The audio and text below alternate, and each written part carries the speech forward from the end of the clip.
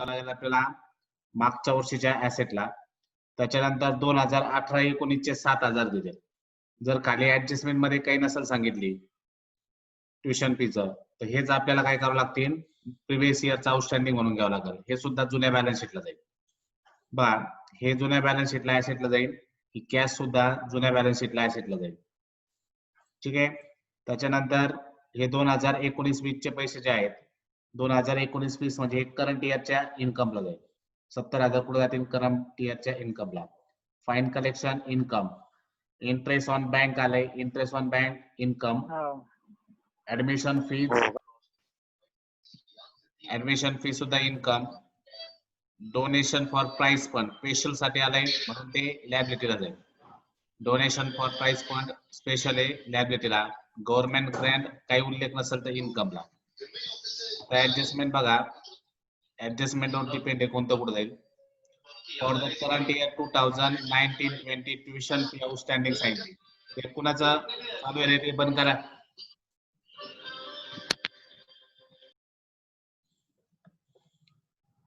बघा करंट इयरचं जे tuition fee आहे त्याच्यामध्ये 10,000 रुपये काय करावं लागतील, ऍड करावं लागतील. ट्युशन फीवर ऍडजस्टमेंट आहे. 50% admission fee be should be capitalize. मग ऍडमिशन फी इन्कमला पण मांडायचं आणि कॅपिटल फंड मध्ये पण ऍड करायचे. ऍडमिशन फीवर ऍडजस्टमेंट आहे.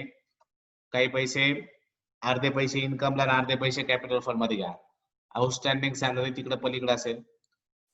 डेप्रिशिएशन बुक आणि फर्निचर सांगितलंय. 50% government Grant should be capitalize. मग गव्हर्नमेंट ग्रँट सुद्धा अर्धे पैसे इन्कमला, अर्धे पैसे कुठे मांडायचे, कॅपिटल फंड मध्ये घ्यायचे. मग या तिघांवर ऍडजस्टमेंट आहे. तर या तिन्ही ऍडजस्टमेंट नुसार बघा, ट्युशन फीची पहिली ऍडजस्टमेंट आहे आउटस्टँडिंगची, ऍड करून ऍसेटला जाईल. ऍडमिशन फीचे अर्धे पैसे इन्कम, अर्धे कॅपिटल फंड मध्ये. गव्हर्नमेंट ग्रँटचं सुद्धा अर्धे पैसे इन्कम, अर्धे पैसे कॅपिटल फंड मध्ये. त्यानंतर हे आपल्याला प्रिव्हियस इयरच्या बॅलन्स शीटची इन्फॉर्मेशन दिलेली. या ठिकाणी ऍसेट दिल्यात, जसं बिल्डिंग 18 लाख, त्याच्यानंतर furniture 7 lakh, books 5 lakh, 9% bank deposit दिले 3 लाख, ट्युशन फी रिसिवेबल दिले 7,000, बँक ओव्हरड्राफ्ट दिलाय 28,500. हे जुना बॅलन्स शीटचं आपल्याला इन्फॉर्मेशन आहे. तर ती इन्फॉर्मेशन आपल्याला कॅपिटल फंड काढण्यासाठी घ्यावं लागेल. ठीक आहे, शेवटची ऍडजस्टमेंट. त्याच्यानंतर बघा, बँक ओव्हरड्राफ्ट हे जुन्या खाली ऍडजस्टमेंट मध्ये सांगितलंय. मागच्या वर्षीचं बँक ओव्हरड्राफ्ट हे देऊन टाकलं, त्यामुळे हे फक्त जुन्या बॅलन्स शीटला येईल. इथं नवीन बॅलन्स शीट मध्ये आपण ते घेणार नाही. त्याच्यानंतर सॅलरी टू टीचर हे करंट इयरचं एक्सपेंडिचरला जाईल. Salary to office staff current एक्सपेंडिचरला. त्याच्यानंतर बुक्स परचेस केले बघा, नवीन बुक परचेस केले, जुना बुकचा बॅलन्स खाली दिलेला आहे ओपनिंग बॅलन्स, त्याच्यात हे ऍड करायचं आहे ऍसेटला, मग डेप्रिशिएशन घ्यायचं. Printing and stationery expenditure, office rent expenditure, repair expenditure, sport expenses expenditure, annual gathering expenses expenditure, furniture नवीन जुना फर्निचर दिलेलं आहे त्याच्यात हे नवीन ऍड करायचं, मग डेप्रिशिएशन घ्यायचं. बॅलन्स कॅलेंडर मध्ये cash in and cash advance दिले, हे घ्यायचे आपल्याला ऍसेटला, चालू वर्षाच्या ऍसेटला. आता आपल्याला इथं खाली कुठं कॅपिटल फंड दिलेला नाही. मग कॅपिटल फंड दिला नसल्यामुळं आपल्याला काय करावं लागेल, पहिला जुना बॅलन्स शीट तयार करू आपण. जुना बॅलन्स शीटून कॅपिटल फंड काढून मग आपण नवीन सुरुवात करू. ठीक आहे. मग आता जुन्या बॅलन्स शीटला काय काय येणार नाही बघा. हे जे कॅश इन हँड आलंय हे आपल्याला जुन्या बॅलन्स शीटला घ्यायचे. हे 7,000 रुपये आपल्याला जुन्या बॅलन्स शीटला घ्यायचे. आणि हे जे बँक ओव्हरड्राफ्ट दिलंय हे जुन्या बॅलन्स शीटला घ्यायचंय. हे नवीन बॅलन्स शीटला हे तिन्ही दिसणार नाही, किंवा नवीन करंट इयरला हे येणार नाही. हे जुना बॅलन्स असल्यामुळं जुन्या बॅलन्स शीटला घ्यायचं. मग पहिला आपण ट्रायल बॅलन्स मधलं मांडून घेऊ. तर सगळ्यात अगोदर बघा, आता कॅश इन हँड आहे, जुन्या ऍसेटला घ्यायचं कॅश इन हँड म्हणून. या ठिकाणी फॉर्मॅट बनवला असेल, ही आपली नवीन बॅलन्स शीट आहे. जुने बॅलन्स शीट आपण इथं वर्किंग नोट म्हणून खाली बनवलं बघा. जुने बॅलन्स शीट इथं घ्या. आता जुन्या बॅलन्स शीटला इथं ऍसेटला घ्या कॅश इन हँड. जुने बॅलन्स शीट का बनवतोय आपण, मागच्या वर्षीचे प्रिव्हियस इयरची बॅलन्स शीट का बनवतो, कारण आपल्याला कॅपिटल फंड दिला नाही. मग आता हे जो to balance brought down cash असतो हा जुन्या बॅलन्स शीटचा कॅश असतो, म्हणून तो जुन्या बॅलन्स शीटला दाखवतोय 23,500.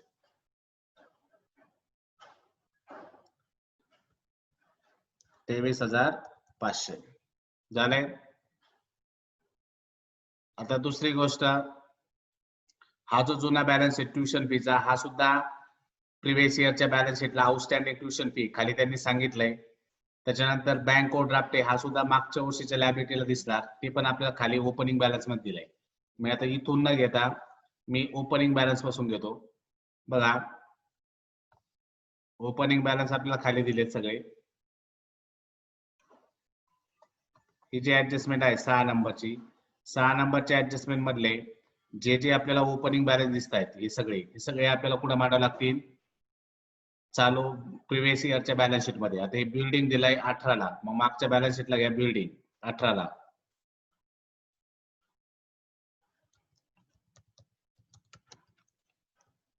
इथं डायरेक्ट आउटरला घ्या, कधी इथं काही ऍडजस्टमेंट नसतात, ही फक्त इन्फॉर्मेशन असते.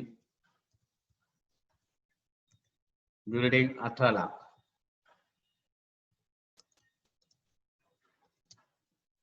त्यानंतर पुढे बघा आणखी कशात बॅलन्स दिलाय. बिल्डिंग घेतली आपण, त्यानंतर फर्निचर बघा, फर्निचरचा किती बॅलन्स आहे? फर्निचर दिलाय आपल्याला 7 लाख, मग फर्निचर घ्या 7 लाख. हे जुना आहे तसंच उचलून मांडायचं आहे जुन्या बॅलन्स शीटला, कारण आपल्याला या ठिकाणी कॅपिटल फंड शोधायचा आहे. कॅपिटल फंड शोधण्यासाठी, कॅपिटल अकाउंट शोधण्यासाठी आपल्याला ऍसेट मधून लायबिलिटी मायनस करावी लागते. मग त्यासाठी जुनी जेवढे ऍसेट असतील त्या सगळ्या घ्यायच्या, त्या जुनी लायबिलिटी घ्यायची, दोघांचं सबट्रॅक्शन करून कॅपिटल अकाउंट शोधायचा. त्याच्यानंतर बुक्स आलेले बघा, बुक्स किती आहे? 5 लाख. बुक्स घ्या जुन्या बॅलन्स शीटला.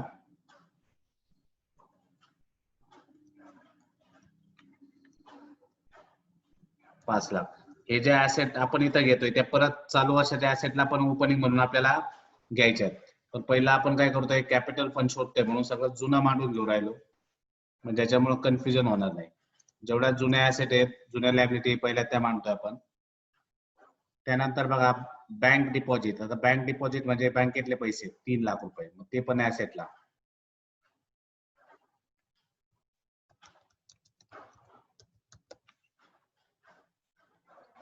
3 लाख रुपये.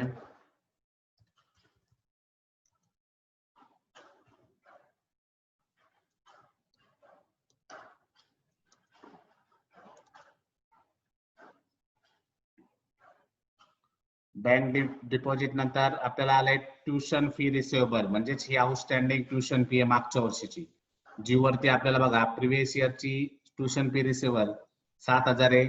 खाली पण इथं आपल्याला ऍडजस्टमेंट मध्ये मागच्या वर्षीच्या बॅलन्स शीटला ट्युशन फी रिसिवेबल किती दिसती? 7,000. याचा अर्थ हे दोन्ही सेम अमाऊंट आहे. हीच अमाऊंट आपल्याला घ्यायची. कधी कधी चेंज असतं, जास्त जुनी अमाऊंट जास्त असू शकते, मिळालेले पैसे कमी असू शकतात, पण आता इथं सेम अमाऊंट आपल्याला भेटून गेली. त्यामुळं दाखवताना ट्युशन फी रिसिवेबल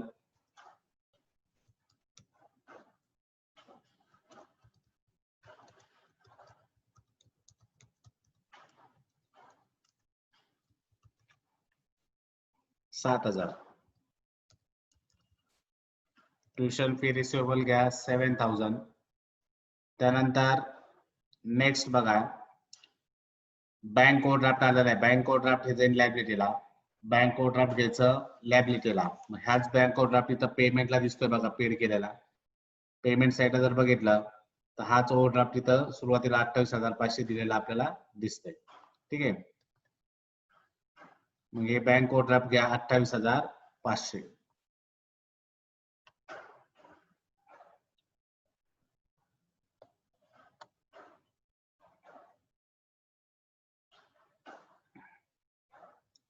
मग बँक ओव्हरड्राफ्ट जो आहे तो जाईल लायबिलिटीला.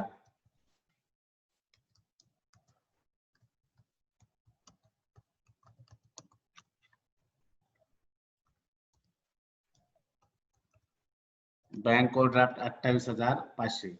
या ठिकाणी आपण सगळ्या अमाऊंट घेतल्या. ऍसेटला घेतला cash in hand 23,500, building 18 lakh, furniture 7 lakh, book 5 lakh, bank deposit 3 lakh, tuition fee receivable 7,000, इकडं बँक ओव्हरड्राफ्ट. मग आता जुनी बॅलन्स शीट आपल्याला क्लोज करायची. जुनी बॅलन्स शीट क्लोज करून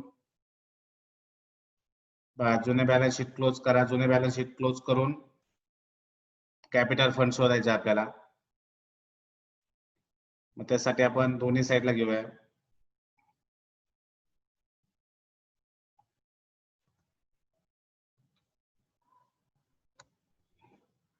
बघा ऍसेटची टोटल करा. ऍसेटची टोटल येईल त्याची 33,30,500. 33,30,500 ही ऍसेटची टोटल आली. तीच टोटल आपण इकडे दाखवणार 33,30,500 दोन्ही साईड आली. मग आता या ऍसेटच्या टोटल मधून लायबिलिटी मायनस केली तर आपल्याला भेटेल इथे कॅपिटल फंड.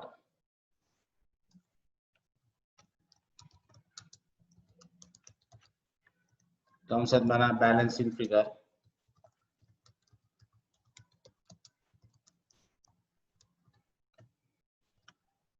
मग आता 33,30,500 मधून 28 घ्या. 30 मधून 500 गेले 33,02,000 किती राहील?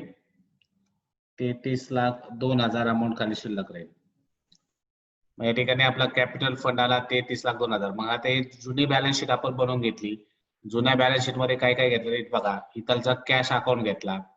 जर हे ट्युशन फीचा खाली उल्लेख आला नसता तर ही घ्यावं लागली असती. बँक ओव्हरड्राफ्टचा खाली उल्लेख आला नसता तर आपण इथून घेतला असता. पण ऑलरेडी या दोघांचा उल्लेख खाली आहे त्याच्यामुळे आपण शेवटच्या ऍडजस्टमेंट कडे गेलो. शेवटच्या ऍडजस्टमेंट नुसार या ठिकाणी बघा बिल्डिंग घेतली, फर्निचर घेतला ऍसेटला, बुक घेतला ऍसेटला, बँक डिपॉझिट ऍसेटला घेतला, ट्युशन फी रिसिवेबल ऍसेटला घेतला आणि बँक ओव्हरड्राफ्ट लायबिलिटीला घेतला. मग ऍसेटला बांधला, लायबिलिटीला. ऍसेटची टोटल केली, दोन्हीतून मायनस बघा दोन्हीकडे बांधून ऍसेट मधून लायबिलिटी वजा करून आपला कॅपिटल फंड आला. तर हे कॅपिटल फंड आपण कुठे घ्यायचं? चालू वर्षाच्या ऍसेट लायबिलिटीला. चालू वर्षाच्या लायबिलिटीला दाखवा कॅपिटल फंड.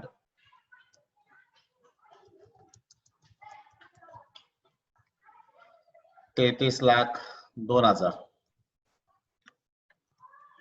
चालू वर्षाचा कॅपिटल फंड आला 33,02,000. ठीक आहे. अशा पद्धतीने आपली मान्य झाली. मग आपण कॅपिटल अकाउंट शोधला. जुनी बॅलन्स शीट प्रिपेअर करून आपण कॅपिटल अकाउंट शोधला. ते वर्किंग नोट मध्ये घ्या. इथं वाटलंच तर वर्किंग नोट असा शब्द द्या.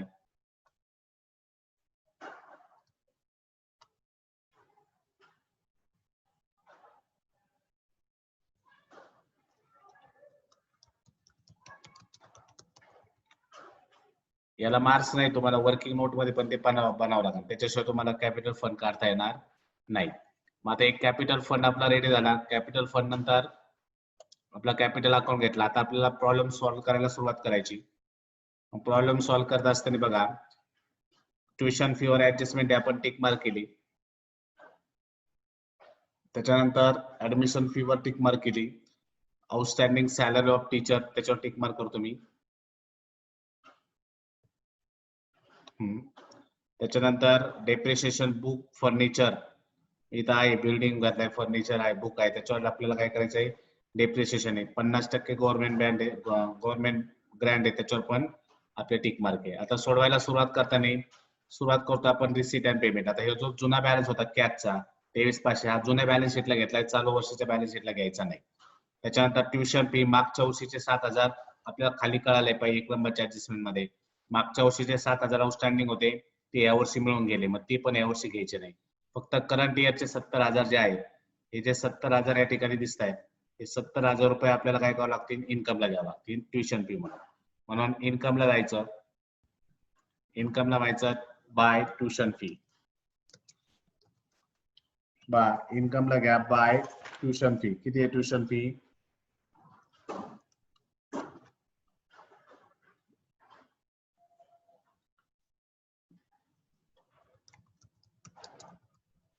$70,000 बाय ट्युशन फी 70,000. मग इन्कमला आपण ट्युशन फी घेतला 70,000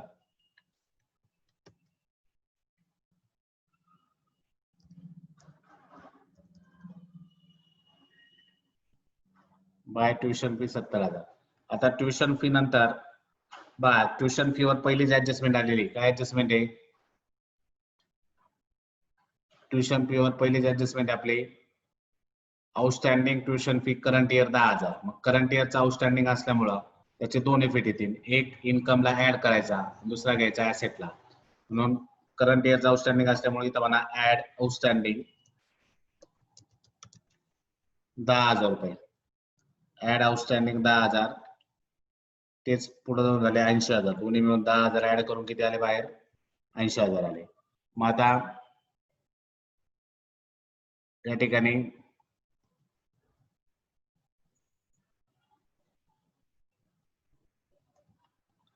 70 मध्ये 10 ऍड झाले 80. हे आता 10,000चा सेकंड इफेक्ट जाईल ऍसेटला. मग इथं लिहा outstanding tuition fees 10,000. Outstanding tuition fees 10,000. मग आपण सुरुवात केली. सगळ्यात अगोदर घेताना पहिलं टू बॅलन्स ब्रॉडन होतं, कॅश घेतलं नाही, ते मागच्या वर्षी ऍसेटला गेलं. हे 2018-19 मागच्या वर्षीचे असल्यामुळे ते मागच्या वर्षी ऍसेटला गेले. 19-20 चे 70,000 हे करंट इयरला आपण घेतलं इन्कमला. आणि इन्कम मध्ये ही पहिली ऍडजस्टमेंट आपण सॉल्व्ह आउट केली. पहिली ऍडजस्टमेंट होती बघा आउटस्टँडिंग ट्युशन फी 10,000. मग त्याचे आपण दोन इफेक्ट केले, ट्युशन फी मध्ये ऍड केले, सेकंड इफेक्ट केला ऍसेटला.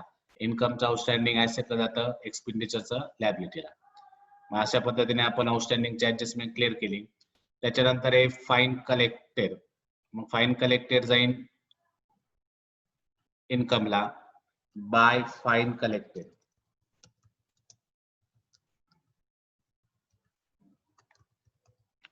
$4,000 by fine collected 4,000. Fine collected घेतला आपण 4,000. त्यानंतर आले बघा इंटरेस्ट ऑन बँक डिपॉझिट. मग आता इथं बघा खाली 9% इथं आपल्याला ओपनिंग बॅलन्स मध्ये आलंय 9% बँक डिपॉझिट आलेलं बघा, दिसतंय मध्येच पट्टी तिथे 9% बँक डिपॉझिट आहे.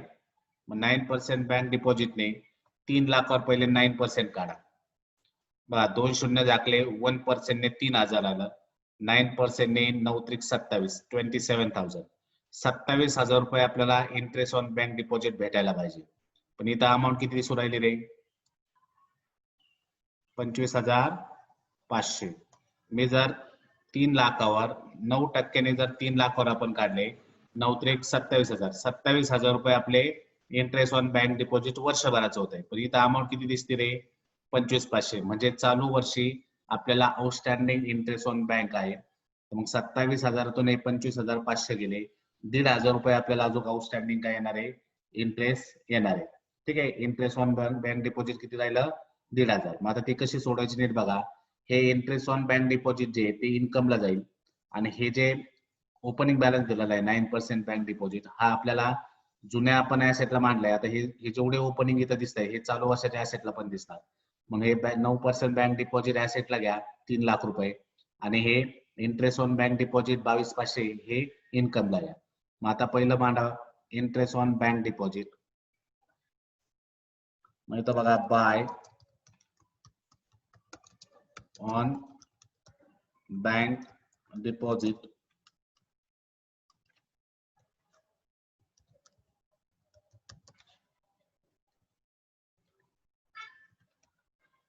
इंटरेस्ट ऑन बँक डिपॉझिट किती रुपये दे? 25,000. इथं घेऊया 25,500 इंटरेस्ट ऑन बँक डिपॉझिट आहे. त्यानंतर आपला 9% बँक लोन बँक डिपॉझिट इथं घेऊया 9% बँक डिपॉझिट ऍसेटला जाईल. आता 9% बँक डिपॉझिट आहे 3 lakh.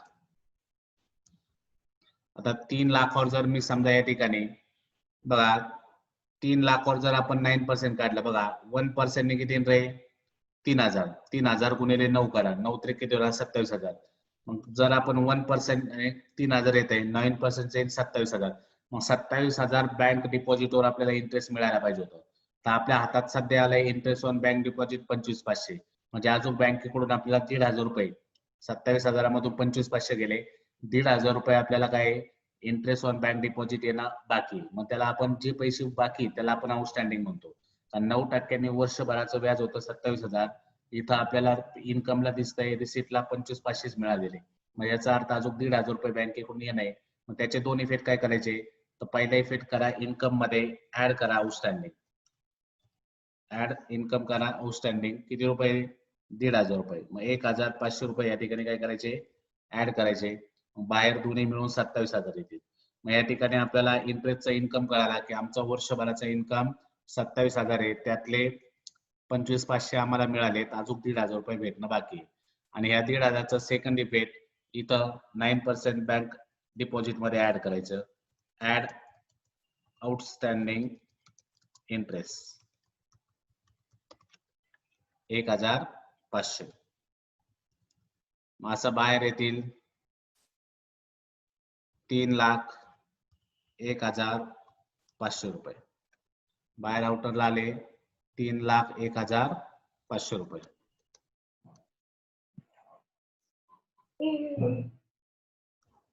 Bye interest on bank डिपॉझिटची नीट ऍडजस्टमेंट समजून घ्या. या ठिकाणी आपल्याला इंटरेस्ट ऑन बँक डिपॉझिट रिसिप्टला दिसतंय 25,500. खाली ऍडजस्टमेंट मध्ये ओपनिंग बॅलन्स दिला होता 9% बँक डिपॉझिटचा 3 लाख. मग आपण त्याच्यावरून हिडन ऍडजस्टमेंट ही आपण करून पाहावं लागतं. 9% ने या ठिकाणी 3 लाख वर काढले, 9% ने आलं 27,000. 27,000 रुपये आपल्याला इंटरेस्ट मिळायला पाहिजे होतं, पण इथे इन्कमला दिसत होतं 25,000. म्हणून आपण म्हटलं 1,500 रुपये आउटस्टँडिंग आहे ते ऍड करा. या 1,500चा सेकंड इफेक्ट कुठे गेला आपण ऍसेटला. मग असे टोटल इथं आले बाहेर इन्कमला 27,000 आणि ऍसेटला 3,01,500 रुपये आपले बाहेर आले. ते 1.5 लाख कुठून आले कळाले सगळ्यांना? 1,500 कुठून आले कळाले का? बघा आता त्याच्यानंतर इंटरेस्ट ऑन बँक डिपॉझिट नंतर ऍडमिशन फी. आता ऍडमिशन फी वर इथं ऍडजस्टमेंट बघा किती नंबरची? 2 नंबरचीच. ऍडमिशन फी वर काय ऍडजस्टमेंट आहे? 50% admission fee are to be capitalize. मग 50% ऍडमिशन फी कॅपिटलाइज आहे. याचा अर्थ 50% इन्कमला दाखवायचे, 50% कॅपिटलला. मग आता पहिले इन्कमला घ्या बाय ऍडमिशन फी.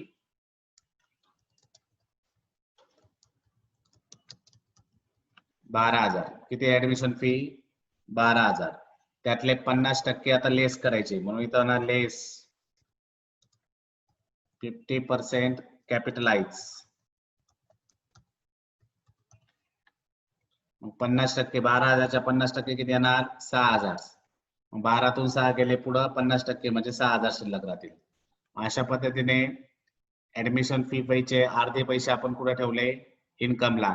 टोटल 12,000 होते, त्यातले 50%च फक्त कुठे जाणार आहे? ऍडमिशन फी मधले 50% पैसे फक्त कुठे जाणार आहे? इन्कमला जाणार होते, कॅपिटलाइज होणार आहे. म्हणून 12,000तून 50% लेस केले, उरले 6,000 इन्कमला. आणि आता हे 6,000 लेस केले जे आहे ते कॅपिटल फंड मध्ये ऍड करायचे. म्हणून कॅपिटल फंडला ना ऍड ऍडमिशन फी 6,000 रुपये. अशा पद्धतीने ऍडमिशन फीचे आपण 2 भाग केले. 50% इन्कमला ठेवला आणि 50% आपण कुठं दाखवला? लायबिलिटीला कॅपिटल फंड मध्ये ऍड केला. मग अशा पद्धतीने 2 इफेक्ट केले आपण. ऍडमिशन फी 12,000, त्यातून 50% 6,000 लेस केले. आणि दुसरा इफेक्ट ऍडमिशन फीचा कुठे गेला? या ठिकाणी कॅपिटल फंड मध्ये ऍड. असे त्याचे 2 इफेक्ट करायचे, अर्धे लेस करून अर्धे इन्कमला ठेवायचे, अर्धे ना अर्धे कॅपिटल फंड मध्ये. आता ऍडमिशन फी नंतर आहे डोनेशन फॉर प्राइज फंड. आता प्राइज फंड असा उल्लेख आला का नाही इथं? बा डोनेशन कशासाठी आहे? ते या प्राइज फंड साठी, म्हणजे स्पेशल डोनेशन झाले. मग स्पेशल डोनेशन झाल्यामुळे हे जे काही डोनेशनचे पैसे असतील 90,000 ते आपल्याला लॅबिलिटीला दाखवावं लागतील. दाखवावं लागतील लॅबिलिटीला. मग इथं 2-3 ओळी सोडून खाली म्हणा डोनेशन फॉर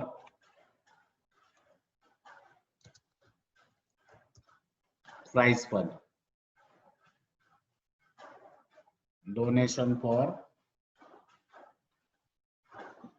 प्राइज फंड 90,000. आउटरला घ्या 90,000 रुपये. Donation for prize fund. मग डोनेशन हे स्पेशल कामासाठी आलं, विद्यार्थ्यांना प्राइज देण्यासाठी. कारण ज्युनियर कॉलेजचं एक्झाम्पल आहे.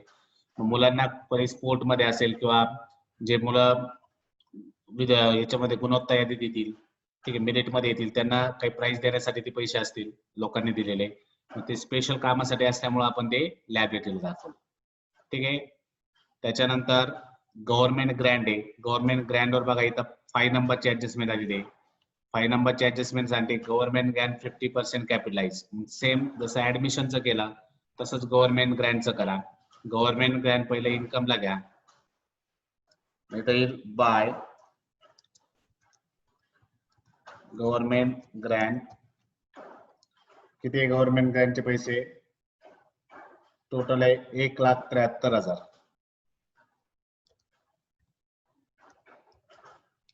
1,73,000 आहे. त्यातून 50% लेस करायचे कॅपिटलाइज म्हणून. आता 1,73,000चे 50% येतील 86,500. 86,500 दोन्ही भागा त्याच्या अर्ध होईल. मग इथे येईल 86,500.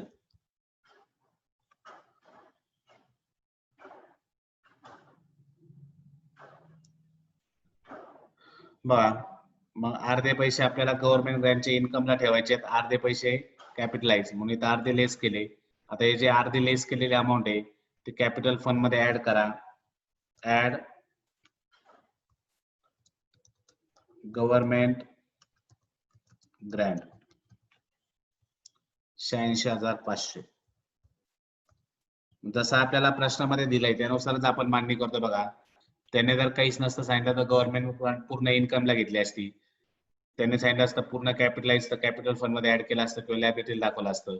आणि जर त्यांनी आता 50% इथं लेस करायला लावलं, 50% लॅबिलिटी घ्यायला लावलं, म्हणून 50% आपण पहिले दाखवताना पूर्ण इन्कमला घेतले, त्याच्यानंतर त्यातले 50% आपण काय केले, लेस केले, आणि दुसरा इफेक्ट दाखवला आपण तिकडं इन्कमला. झालंय. दुसरा इफेक्ट इन्कमला घेतला अर्धा आणि अर्धा कॅपिटल फंड मध्ये. आता एक गव्हर्नमेंट ग्रँटचा आपण अर्धे भाग काय केला, कॅपिटल फंड मध्ये घेतला, अर्ध इन्कमला ठेवलं. आता रिसीट साइड आपली पूर्ण झाली. आता पेमेंट साइडला आपल्याला जायचंय. पेमेंट साइडला बँक ओव्हरड्राफ्ट आलाय. बघा, हे जुना बॅलन्स शीटचं बँक ओव्हरड्राफ्ट आहे, ज्याचं पेमेंट आपण करून टाकलं. मग जुना बॅलन्स आपण देऊन टाकल्यामुळे हे इथं घ्यायचं नाही, चालू वर्षी दिसणार नाही, हे फक्त जुन्या बॅलन्स शीटला घेतलंय. सॅलरी टू टीचर्स, आता याच्यावर ऍडजस्टमेंट आहे, त्याच्यामुळे सॅलरी टू टीचर पहिले एक्सपेंडिचरला घ्या 2 लाख रुपये. मग expenditure line to salaries to teacher, salary to teachers 2 lakh.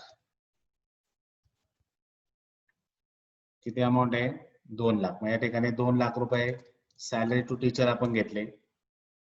त्याच्यामध्ये बघा खाली 3 नंबरची ऍडजस्टमेंट आहे. Outstanding salary to teacher 12,000. Outstanding salary to teacher किती सांगितले, 12,000. 12,000 रुपये आउटस्टँडिंग आहे. मग आता एक्सपेंडिचरचा आउटस्टँडिंग असल्यामुळे आउटस्टँडिंग कुठलाही असला तरी तो ऍडच होतो. मग ऍड आउटस्टँडिंग, ज्याचा आउटस्टँडिंग असेल त्याच्यात ऍड करा. या 2 लाखामध्ये 12,000 ऍड केले, बाहेर आले 2,12,000. बाहेर आले 2,12,000.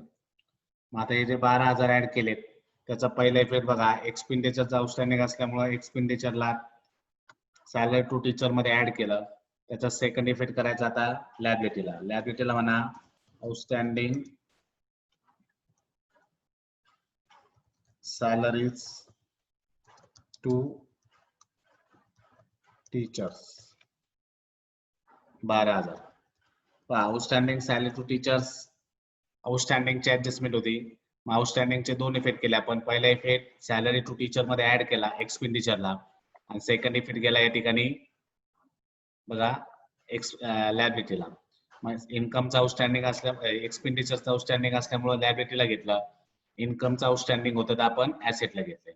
ठीक आहे, आउटस्टँडिंगच्या बाबतीत लक्षात ठेवा. मग आता हे झालं सॅलरी टू टीचरचं. त्याच्यानंतर सॅलरी टू ऑफिस स्टाफ, ते जाईल एक्सपेंडिचरला to salaries to office staff 40,000. Salary to office staff 40,000 एक्सपेंडिचरला घेतला. त्याच्यानंतर बुक परचेस आले बघा 60,000. मग बुक परचेस 60,000 आहे, पण त्यासाठी बुकचा आपल्याला खाली बघावं लागतं. जुन्या बॅलन्स दिला आपल्याला दिलेला आहे. या ठिकाणी बुकचा आपल्याला जुना बॅलन्स किती दिला आहे, 5 लाख रुपये आपल्याला 6 नंबरच्या ऍडजस्टमेंट मध्ये सगळे जुन्या बॅलन्स शीटचे बॅलन्स आहे, ओपनिंग बॅलन्स. मग ओपनिंग बॅलन्स जुन्या बॅलन्स शीटचा 5 लाख रुपये दिला, तो पहिला आपल्याला ऍसेटला घ्यावा लागेल. त्याच्यात हे नवीन ऍड करावं लागेल परचेस म्हणून. मग आपण मागे एकदा एक प्रॉब्लेम सोडवलेला आहे असा की जुना बॅलन्स पहिला घ्यायचा. बुकचा आपण जुना बॅलन्स घेतला 5 लाख.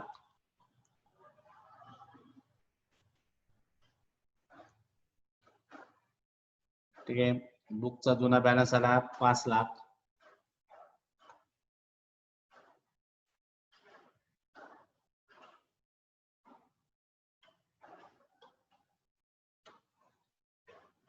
त्याच्यामध्ये आता ऍड परचेस म्हणा.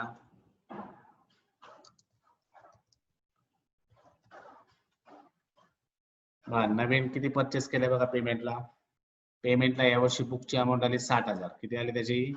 60,000 परचेस झाली. मग ते 60,000 रुपये या ठिकाणी जुना बॅलन्स 5 लाख होता, जुन्या बॅलन्स मध्ये 60,000 ऍड होते.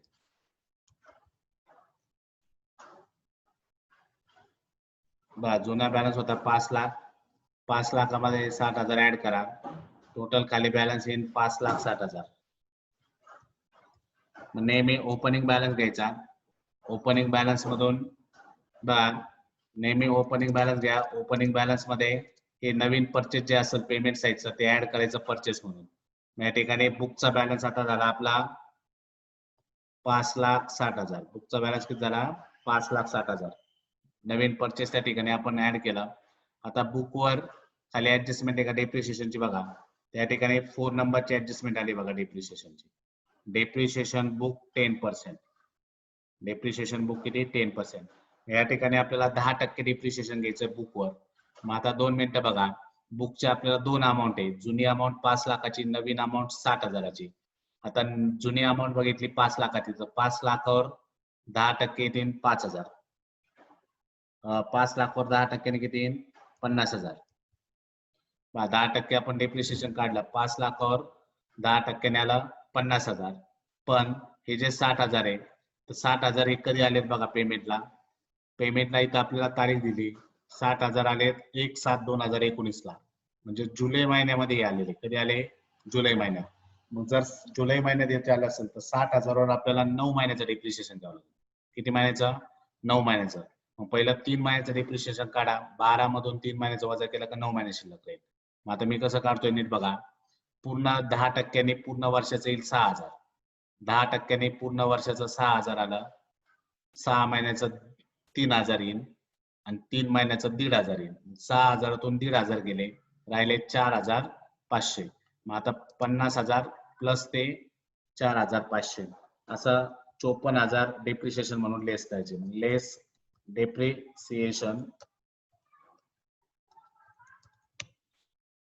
बघा कंसात दाखवतो मी.